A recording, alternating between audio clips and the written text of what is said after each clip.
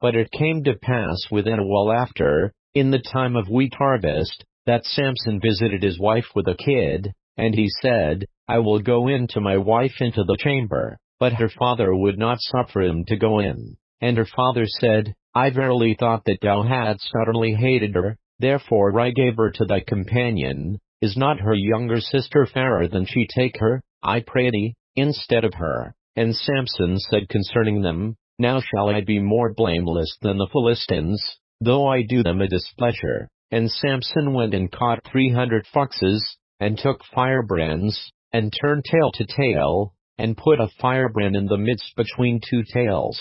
And when he had set the brands on fire, he let them go into the standing corn of the Philistines, and burnt up both the shocks, and also the standing corn, with the vineyards and olives. Then the Philistines said, Who hath done this? And they answered, Samson, the son-in-law of the Timnite, because he had taken his wife, and given her to his companion. And the Philistines came up, and burnt her and her father with fire. And Samson said unto them, Though ye have done this, yet will I be avenged of you, and after that I will cease. And he smote them hip and thigh with a great slaughter, and he went down and dwelt in the top of the rock Edom. Then the Philistines went up, and pitched in Judah, and spread themselves in Lehi. And the men of Judah said, Why are ye come up against us? And they answered, To bind Samson are we come up, to do to him as he hath done to us. Then 3,000 men of Judah went to the top of the rock Edom,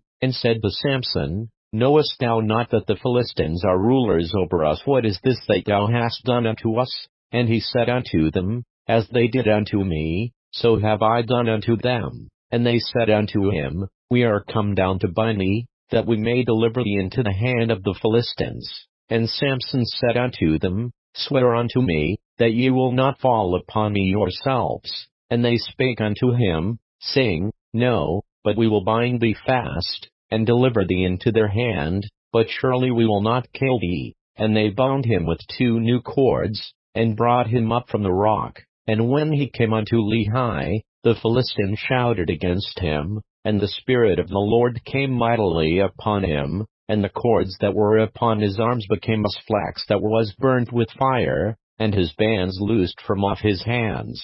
And he found a new jawbone of an ass, and put forth his hand, and took it, and slew 1,000 men therewith.